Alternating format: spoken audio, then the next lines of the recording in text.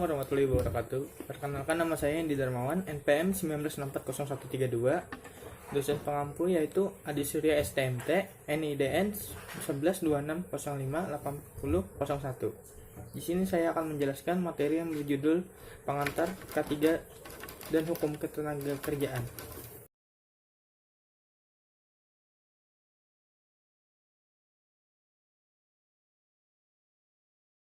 Kesehatan dan keselamatan kerja. Keselamatan dan kesehatan kerja adalah suatu kondisi dalam pekerjaan yang sehat dan aman, baik itu bagi pekerjaannya, perusahaan, maupun bagi masyarakat dan lingkungan sekitar pabrik atau tempat kerja tersebut.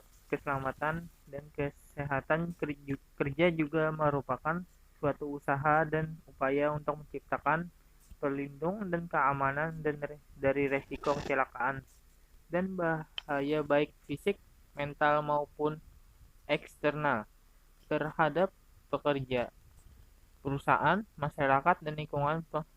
Pengertian kesehatan dan keselamatan kerja menurut para ahli sebagai berikut.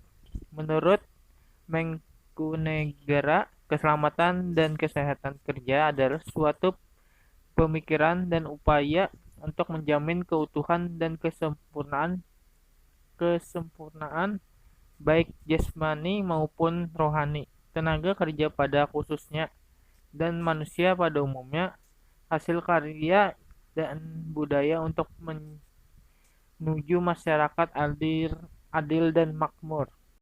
Fungsi kesehatan keselamatan kerja pada pelaksanaan K3 memiliki fungsi yang cukup banyak dan bermanfaat baik bagi perusahaan maupun bagi pekerja. Berikut ini adalah beberapa fungsi K3 secara umum.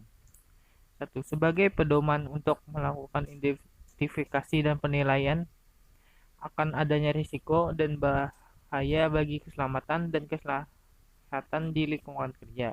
2. Membantu memberikan saran dalam perencanaan, proses organisir, desain tempat kerja, dan pelaksanaan kerja. 3. Sebagai pedoman dalam memantau kesehatan dan keselamatan para pekerja di lingkungan kerja. 4. Memberikan saran mengenai informasi, edukasi, dan pelatihan mengenai kesehatan dan keselamatan kerja. Tujuan kesehatan dan keselamatan kerja. Menurut UU No. 1 tahun 1970 tentang keselamatan kerja, tujuan dari K3 adalah mencegah terjadinya kecelakaan dan sakit karena pekerjaan.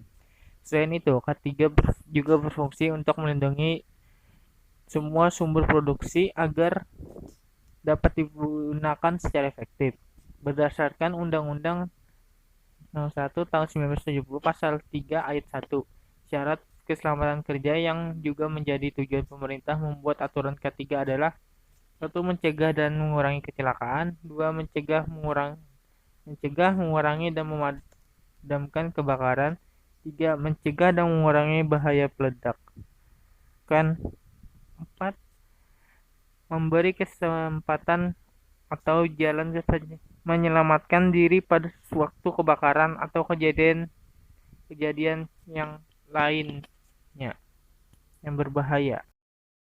Kesimpulan, kesehatan dan keselamatan kerja adalah suatu usaha dan upaya untuk menciptakan pelindungan dan keamanan dari risiko kecelakaan dan bahaya baik fisik maupun emosional terhadap pekerja, perusahaan, masyarakat, dan lingkungan. Jadi kesehatan dan keselamatan kerja itu melalui berkaitan dengan masalah fisik pekerja, tetapi juga mental, psikologis, dan emosional. Pada intinya, keselamatan dan kesehatan kerja wajib diikuti oleh setiap orang yang terlibat dalam suatu pekerjaan maupun aktivitas yang bisa menimbulkan suatu kecelakaan kerja.